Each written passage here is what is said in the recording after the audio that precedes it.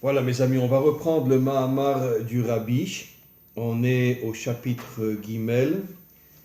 On l'avait déjà vu mais assez rapidement et je voudrais le revoir d'une manière un peu plus profonde. Je vais lire et expliquer. Veyesh leosif de'inyan anal muvan gam me'ayadua, il est connu que chez Ikar Inyan Rosh Hashanah, que le sens profond de Rosh Hashanah ou Binyan HaMalchut, c'est construire la royauté de Dieu. En vérité, comme on le sait, Rosh Hashanah n'est pas le premier jour de la création, mais le 6e jour de la création de Adam. Pourquoi on n'a pas commencé le premier jour?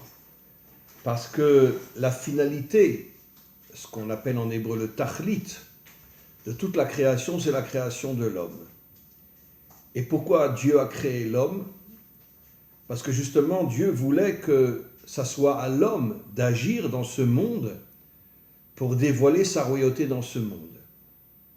Comme on le sait, nos maîtres nous disent que le plus haut niveau de relation entre Dieu et l'homme, c'est ce qu'on appelle la shutafut, ce qui signifie en français l'association.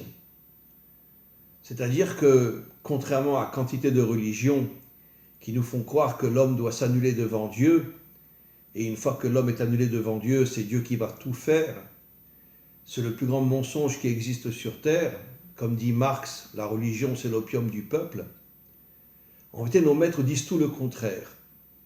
Dieu a créé l'homme pour qu'il s'associe à Dieu et qu'il ait sa part de travail, sa part de responsabilité dans ce monde. Et au départ, lorsque Dieu a créé l'homme le 6e jour de la création, son but était de voir l'homme réaliser le dévoilement de la royauté de Dieu dans ce monde. Malheureusement, ça ne s'est pas fait, puisqu'il y a eu la faute de Adam et Ève, et jusqu'à aujourd'hui, la royauté de Dieu n'est absolument pas dévoilée dans ce monde. Malheureusement, elle n'est dévoilée que dans les synagogues, et dès que l'homme sort de la synagogue, bref, il se comporte comme tout le monde dans les affaires et dans les autres partie de son travail. En vérité, Dieu ne veut pas se dévoiler dans une synagogue. On sait que jusqu'au dernier exil qui dure depuis 2000 ans, l'exil romain, il n'y avait pas de synagogue dans le peuple juif. Au contraire, Dieu voulait se dévoiler là où l'homme travaille d'une manière juste, d'une manière propre, et c'est là qu'il voulait se dévoiler. Malheureusement, la pire des choses qui a pu arriver depuis le dernier exil, c'est qu'on a créé des synagogues. Ça veut dire que finalement, on fait semblant d'être un homme religieux quand on est à la synagogue, mais quand on sort, bref.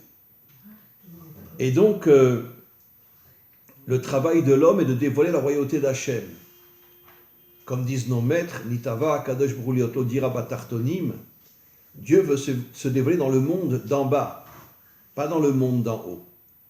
Et le monde d'en bas, c'est le monde du travail, c'est le monde matériel. C'est la raison pour laquelle Dieu a caché dans le monde d'en bas, il a caché ce qu'on appelle en hébreu le Or Haganouz, la lumière cachée. Et en vérité, le Mashiach dévoilera cette lumière. Et à ce moment-là, l'humanité tout entière comprendra qu'en vérité, Dieu n'est pas en haut, mais Dieu est en bas. La pire des choses qu'on puisse dire, notre Père qui est aux ciels. En vérité, personne ne comprend ce que ça veut dire notre Père qui est au ciel. Le monde est tellement méchant, le monde est tellement entre les mains des méchants, que Dieu n'a pas le choix que de s'éloigner de ce monde et de remonter dans le ciel. Mais c'est en vérité la pire des choses qui arrive à Dieu, de quitter ce monde et de remonter dans le ciel. Et personne ne comprend lorsqu'on dit notre Père qui est aux cieux. Tout le monde croit que finalement que Dieu veut se dévoiler dans le monde d'en haut. Nos maîtres disent tout le contraire, il veut se dévoiler dans le monde d'en bas. Et donc encore une fois, comme dit le texte, tout le Inyan, tout le sens de Rosh Hashanah, qui est le jour de la création de l'homme, c'est le dévoilement de la Malchut. C'était ce que l'homme devait faire. Malheureusement, ça ne s'est jamais réalisé. Il va falloir attendre des millénaires jusqu'à ce que le Mashiach arrive et dévoile la royauté de Dieu dans ce monde. On continue. Kema Amar Razal, comme ce que disent nos maîtres, Amrou lifne malchuyot, dites devant moi, parlez devant moi de la malchut, afin que je puisse régner sur vous.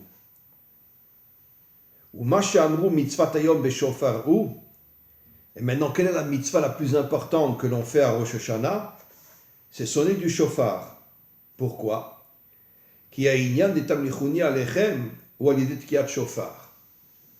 C'est en sonnant du shofar que l'on commence à dévoiler la royauté de Dieu dans ce monde. Et pourquoi? Parce que le shofar n'est pas une parole. Le shofar est un son. Et comme on le sait dans la parole, il y a les mots qui sont l'extériorité et il y a le son qui est l'intériorité.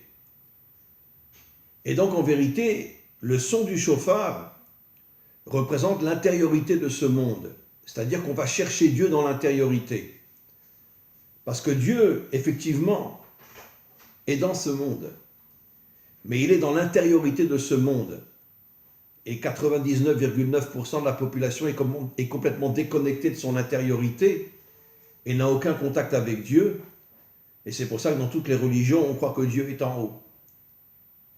Mais en vérité, Dieu, même pendant le temps de l'exil, même pendant le temps de toutes les catastrophes, les guerres, les épidémies, etc., Dieu est dans l'intériorité de ce monde, exactement comme le Oraganus, comme la lumière cachée, qui est dans l'intériorité de ce monde.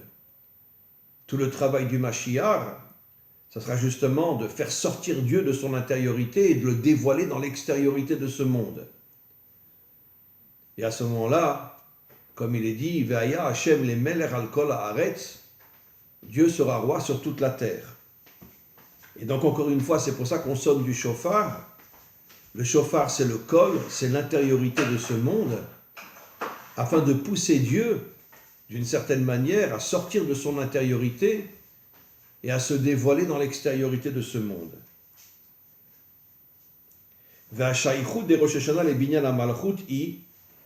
Quel est le lien maintenant entre Rosh Hashanah et le dévoilement de la Malchut de Dieu? Alors il explique, le Rabbi, les fiches et Rosh Hashanah ou Chidush Maaseh Bereshit. À Rosh Hashanah, le jour de la création de l'homme, le monde est censé se renouveler complètement. Grâce à l'homme, si l'homme est un homme authentique, un homme droit, un homme juste, un homme qui est connecté à Dieu, ce qui n'est malheureusement pas le cas, depuis la faute de Adam et Ève, tout le projet divin a été complètement repoussé à des millénaires jusqu'à la venue du Mashiach. Mais l'homme était censé renouveler le monde. Qu'est-ce que ça veut dire? En principe, c'est Dieu qui renouvelle le monde, c'est pas l'homme. Mais l'homme connecté à Dieu reçoit des énergies de Dieu qui sont des énergies extrêmement fortes et d'une certaine manière, l'homme peut arriver à purifier le monde, c'est-à-dire le renouveler, en ce sens que l'homme arrive à chasser tout le mal qu'il y a dans ce monde et il arrive à purifier ce monde. C'est ça le travail de l'homme, la purification de ce monde. Que Moshe Omrim, Ze Hayom Trilat Ma'asecha. C'est-à-dire que lorsque Dieu a créé l'homme, l'homme devait commencer l'action afin de purifier le monde. Shebechol Rosh Hashanah mitavim kol haolamot mechadash. Normalement, tous les mondes auraient dû se renouveler grâce à l'homme le jour de Rosh Hashanah, kemo shayat bepam harishona, comme ça a été le cas au tout début de la création de l'homme, avant qu'il ne faute, il a d'une certaine manière purifié le monde. Va'inyan ou, et le sens profond de ce que le Rabbi explique, deitavut kol haolamot u'midat malchuto yitbarach. Alors là, je vais expliquer.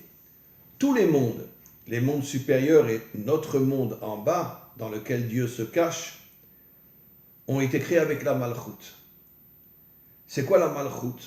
C'est le désir de Dieu de se dévoiler dans tous les mondes, mais surtout dans le monde d'en bas. Et donc, on pourrait dire que la source de la création, c'est la malchoute, le désir de Dieu d'être roi sur toute la terre. Au moment de la délivrance finale, on n'aura plus de dirigeants, on n'aura plus de gens qui dirigent les pays, les peuples vont se prendre en main, ils vont se réveiller et ils vont comprendre que le seul dirigeant possible dans l'histoire et dans le monde, c'est Dieu. Mais pas un Dieu qui est à l'église, pas un Dieu qui est à la synagogue, un Dieu qui vit dans le monde matériel. Et c'est ça tout le désir de Dieu. Pourquoi? Parce que comme on le sait, le désir de Dieu, c'est l'unité. C'est-à-dire la connexion entre le monde matériel et le monde spirituel. Et c'est pour ça que Dieu veut se dévoiler dans le monde d'en bas, lui-même étant d'une dimension spirituelle qu'on ne peut même pas comprendre, mais il veut se dévoiler dans le monde d'en bas pour créer l'unité, exactement comme dans le corps. L'âme qui est la dimension spirituelle est dans le corps qui est la dimension matérielle. Depuis la faute de Adam, il y a la mort, il y a la séparation entre l'âme et le corps, mais après la résurrection, il y aura un lien éternel entre l'âme et le corps, entre la dimension spirituelle et la dimension matérielle. Exactement comme Dieu sera dans ce monde, dans le monde d'en bas et pas dans les mondes d'en haut.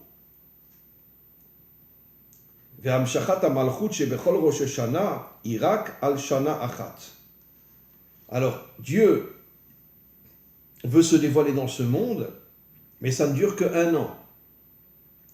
Chaque Rosh Hashanah, on doit renouveler le dévoilement de Dieu dans ce monde. Encore une fois, depuis des millénaires, les choses ne se produisent pas comme on l'espère. On sait très bien que depuis des millénaires, ce ne sont que des guerres, des épidémies, des maladies, des catastrophes qui tombent dans le monde. Bien qu'encore une fois, Dieu est dans ce monde, dans l'intériorité de ce monde, mais pas dans son extériorité. Nous, les hommes, nous ne vivons que dans l'extériorité du monde, et nous n'avons aucune connexion avec l'intériorité de ce monde. C'est la raison pour laquelle je me répète, on rentre à l'église, on rentre à la synagogue, on croit qu'on s'attache à Dieu, mais en vérité, on ne s'attache absolument pas à lui. Le seul endroit où on peut s'attacher à Dieu, c'est si on est un homme propre dans son travail, un homme droit dans son travail, là on se connecte à Dieu. Mais dans une église, dans une synagogue, dans une mosquée, il n'y a aucune connexion avec Dieu. Aucune. Nous, on vit dans le fantasme de croire qu'on se connecte à lui quand on rentre à la synagogue, mais on n'y a aucune connexion. Dans tous les lieux de culte, Dieu ne se trouve pas. Il cherche l'homme authentique, il cherche l'homme propre, l'homme droit, l'homme juste. Et quand il le trouve, il se trouve dans son bureau. Et l'homme le ressent. Il ressent qu'il reçoit des énergies extrêmement fortes pour lui permettre de ne pas tomber dans toutes les fautes de ce monde. On continue. Ube'erev Rosh Hashanah yichashicha. Rosh Hashanah commence, comme on le sait, la veille, comme il est dit dans la Torah, Vayerev, Vayivoker, le jour commence la nuit. Et la nuit, c'est l'obscurité. Ichozeret ve'ola ve'nichera b'mkora. Alors, la nuit, Dieu ne se dévoile pas véritablement. Il ne se dévoilera que le matin, le jour. Mais la nuit, d'une certaine manière, Dieu retourne dans son intériorité. Et là, chez Aliyah Vasiluk Urak Bepinimiut Malchut. Voilà. Il retourne dans l'intériorité de la Malchut. Ça veut dire que, finalement, c'est Dieu qui dirige le monde. Mais personne ne le comprend. Quand on voit tous les dirigeants de ce monde, quand on voit la finance et toute la corruption de ce monde, comment peut-on imaginer que Dieu dirige ce monde? Qu'est-ce que ça veut dire que Dieu dirige ce monde? Ça veut dire qu'il prépare la délivrance. Depuis des millénaires, il prépare la délivrance finale. Il prépare la venue du Messie. Il prépare l'unité dans ce monde. Bien sûr, ça prend un temps fou, parce qu'il y a tellement de saleté dans ce monde, la débauche, l'idolâtrie, les guerres, les maladies, dans son extériorité bien sûr. Donc Dieu doit à chaque fois renouveler et recommencer son travail afin de dévoiler le Mashiach. Comme nos maîtres nous disent dans le Zohar, le Mashiach se dévoilera à la fin du 6e millénaire. La fin du 6e millénaire, on est à la fin du 6e millénaire. Ce qui veut dire que d'une certaine manière, on est à une époque, comme dit le Zohar, où juste avant la délivrance finale, les dirigeants feront tout pour empêcher les peuples d'amener la délivrance finale. Mais ils ne réussiront pas. Parce que justement, c'est pendant la guerre de Gog que le Mashiach se dévoilera. On continue. Sheu ata'anug va'aratson sheba malchut. En vérité, dans l'intériorité de la malchut se cache la volonté de Dieu. Comme j'ai expliqué. C'est quoi la volonté de Dieu? Son travail afin d'amener le Mashiach et d'amener son dévoilement dans l'extériorité de ce monde. Ve'achayut de'olam berosh Hashanah ou mechitzoniut amalchut. Et tout le désir de Dieu, c'est de se dévoiler pas uniquement dans l'intériorité de la malchut, mais dans l'extériorité de la malchut. Malheureusement, ça ne se produit jamais. Peut-être il y a quelques justes authentiques qui arrivent à ressentir la présence de Dieu dans l'extériorité de ce monde, mais on peut les compter sur les 2 doigts de la main. Parce que des justes authentiques, aujourd'hui, il n'y en a plus. Et donc, automatiquement, c'est très très difficile de ressentir Dieu dans l'extériorité de ce monde. En tous les cas, jusqu'à la venue du Mashiach et jusqu'à la délivrance finale. Bedugmat Adam she'ose melacha keshehu ayef verafi yadaim ve'eno tanug bazeh. Prenons l'exemple d'un homme qui travaille énormément. Il est fatigué. Il n'a aucun plaisir dans son travail. Ou kepilgam ayadoua, comme le proverbe qui dit Shebelel Rosh Hashanah haolam hu bematzav deitalfut. La nuit de Rosh Hashanah, le premier jour de Rosh Hashanah qui est la nuit, le monde se trouve dans un sommeil inimaginable qui correspond d'une certaine manière à toute la fatigue de ce monde. La fatigue au travail, mais surtout et aussi la fatigue des peuples qui sont manipulés dans un mensonge inimaginable, comme disent nos maîtres, que ce monde s'appelle Alma Deshikra, le monde du mensonge. Et le monde est dans un état de fatigue inimaginable. Le Baal Shem Tov disait que juste avant la délivrance finale, l'humanité tout entière se trouvera dans un coma inimaginable, jusqu'à ce que se dévoile le Mashiach et il réveillera l'humanité. Et il la fera sortir de son coma. C'est pire qu'un sommeil. Ça veut dire que dans le coma, l'homme ne sait même plus où il est. Et c'est la situation qui se trouvera juste avant la délivrance finale.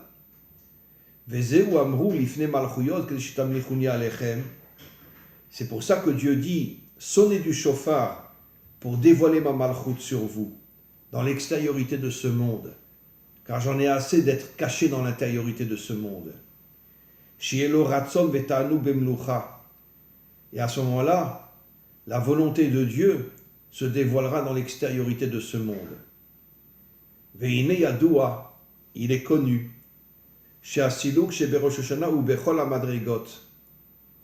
que la nuit de Rosh Hashanah, Dieu retourne dans l'intériorité et d'une certaine manière on ne le ressent pas.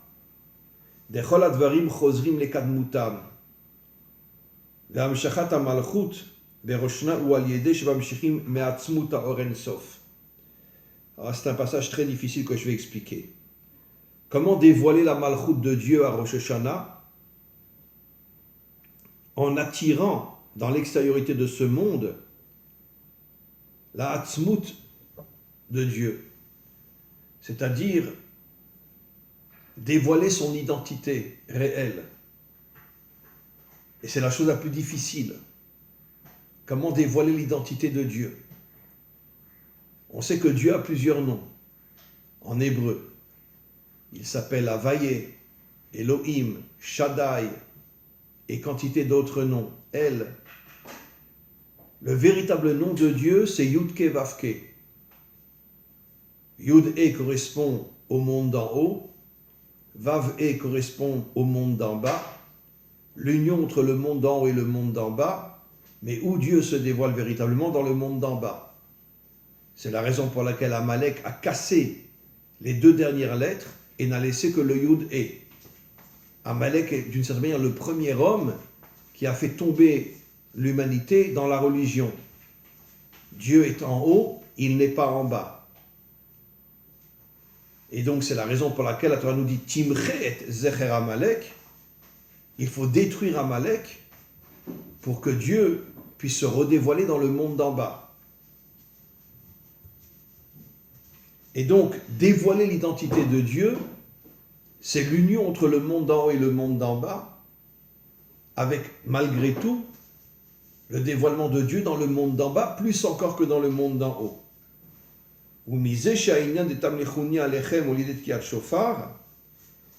La royauté de Dieu se dévoilera grâce au son du shofar. Mouvan, on comprend. Que quand on sonne du shofar, on atteint l'identité véritable de Dieu. Je voudrais revenir sur une notion importante. Nos maîtres disent au début de la Torah que le monde a été créé dans la rigueur. C'est ce qu'on voit et c'est ce qu'on ressent depuis des millénaires. On sait très bien qu'on a vu ce qui s'est passé en Syrie, en Turquie. 5100 morts pour l'instant. À mon avis, il y en a beaucoup plus, mais bon, ils ne veulent pas tout dévoiler. Mais, alors c'est sûr que bon, la Syrie c'est notre ennemi et la Turquie c'est pas vraiment notre ami. Mais d'un autre côté, bon, laissons tomber de côté ces notions-là. 5100 morts en une journée, en 2 journées. Ça veut dire que le monde est vraiment un monde de rigueur. Dans la Deuxième Guerre mondiale, il y a eu 50 millions de morts. Sans compter les 9 millions de juifs qui sont morts dans les camps de concentration. Ce n'est pas 6 millions, c'est 9 millions comme j'ai déjà enseigné. Ne parlons pas des maladies, du cancer, etc. C'est pour ça que nos maîtres nous disent ce monde est un monde de rigueur.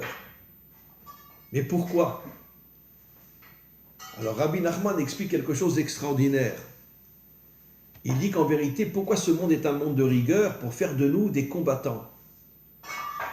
Ça veut dire qu'on doit arriver à surmonter les épreuves de ce monde et de voir le bon côté qu'il y a dans l'épreuve afin de faire de nous un homme fort. Maintenant, c'est quoi la démocratie? C'est tout le contraire. Pendant des millénaires, les dirigeants étaient des dictateurs. Le premier qui osait s'attaquer à un dictateur était décapité, torturé à mort. Jusqu'au jour où tous les dirigeants se sont rassemblés et ont compris que finalement, pour pouvoir détruire les peuples, il fallait leur donner du plaisir dans l'extériorité de ce monde. Le cinéma, les restaurants, etc., la télévision, le téléphone, et tout ce qu'il y a sur le téléphone aujourd'hui. Ne parlons pas de la débauche et toute la corruption financière. Ça veut dire que la démocratie, finalement, est la pire de toutes les dictatures. Pourquoi? Parce qu'elle fait tomber le monde dans le plaisir. Et l'homme, dans le plaisir, n'a plus envie de se révolter. Il y a quelques exceptions, bien sûr. Ils ont tous été assassinés. Mais la grande majorité des hommes aujourd'hui vivent dans le plaisir. J'ai de l'argent, je profite de mon argent. Et donc c'est la raison pour laquelle la démocratie est pire que la dictature. Parce que justement, elle nous fait tomber complètement. Complètement. J'avoue que je n'arrive pas à comprendre comment en Israël on a accepté la démocratie, qui est une invention non juive, de la part des dirigeants qui sont de véritables crapules. Et on a accepté ça ici en Israël.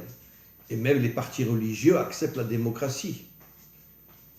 Et donc ça prouve bien que que le monde est en train de faire une chute inimaginable, de tomber, de tomber, de tomber. Betsarir et Avin, il faut comprendre. Le son du shofar est une mitzvah. C'est un commandement divin. Ve'inyan hatzivuyim shayar davka la'achare shehu yitbara na'aseh melech. Et cette mitzvah a pour but de dévoiler Dieu comme roi. Comme il est dit, Kiblu malchuti, acceptez ma royauté, v'acharkar exor alechem zerot, et après je régnerai sur vous. Ubirdé shei tamlichuni alechem, mais pour que Dieu se dévoile dans le monde, ou aliédé shemagim be'atzmut oren sof kemo shu lifnei shenaaseh melech. Il faut d'abord toucher l'identité réelle de Dieu. Je vais expliquer. Aujourd'hui, Dieu est complètement falsifié par toutes les religions, y compris par la nôtre. Ne parlons pas du christianisme, ne parlons pas de l'islam, mais y compris le judaïsme. Pourquoi ? Parce que nous n'avons jamais reçu les premières tables.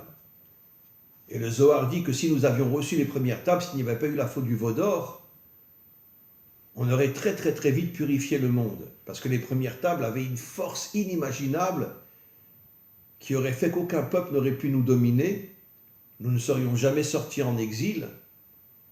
Tout Israël aurait été connecté à la Torah authentique et nous aurions pu purifier le monde. Malheureusement, il y a eu la faute du veau d'or. On a reçu les deuxièmes tables. Les deuxièmes tables, c'est la religion, comme toutes les religions. C'est quoi la religion ? Ça veut dire, d'une certaine manière, la déconnexion avec le monde réel. Exactement comme Caïn et Abel. Vous savez pourquoi Caïn a tué Abel ? Pourquoi Caïn est devenu méchant ?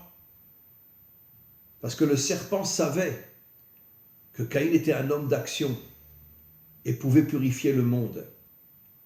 Et c'est pour ça qu'il a fait rentrer dans Chava des forces extrêmement négatives. Et quand Chava a accouché Caïn, toutes les forces négatives sont rentrées dans Caïn et Caïn est tombé. Mais regardez, Caïn se réincarne dans Esav et le bon côté de Esav dans David et dans le Mashiach. Et Caïn vient du serpent. Et le serpent et Mashiach, c'est la même valeur numérique. Ce qui veut dire que finalement le Mashiach, c'est la Teshuvah, le retour vers Dieu, après avoir passé par des périodes très difficiles comme le serpent, Caïn, Esav. Comme disent nos maîtres, que ce monde a été créé pour la Teshuvah. Tu n'es pas un homme bien au départ, mais tu te réveilles et tu reviens vers Dieu. Et ce sera le cas du Mashiach, qui sera un Baal Teshuvah.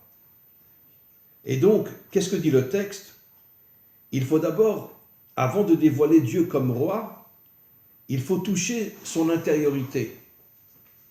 Alors, comme je le disais, aujourd'hui, Dieu est complètement falsifié. Les chrétiens disent que Jésus, c'est le Fils de Dieu. Et chez nous, personne ne dit que Jésus, c'est le Fils de Dieu. Mais d'un autre côté, la religion nous déconnecte complètement de ce monde matériel.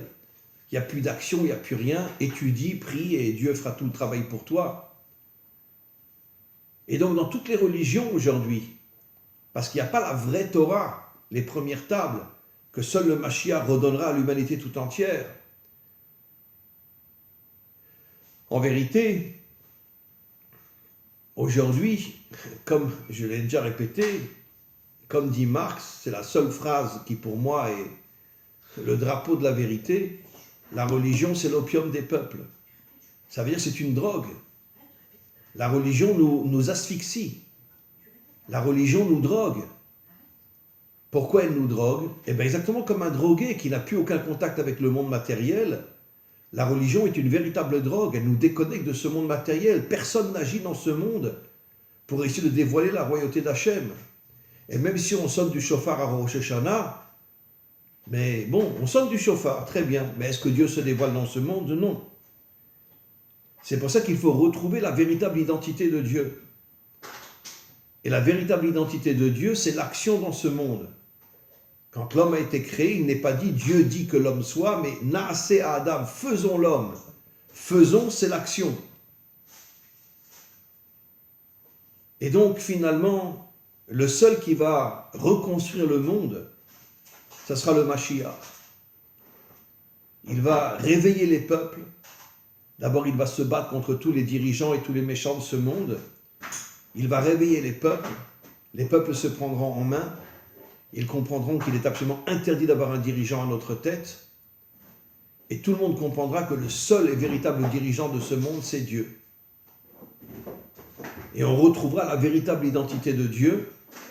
Et à ce moment-là, Dieu sera roi sur toute la terre. Be'ezrat Hashem.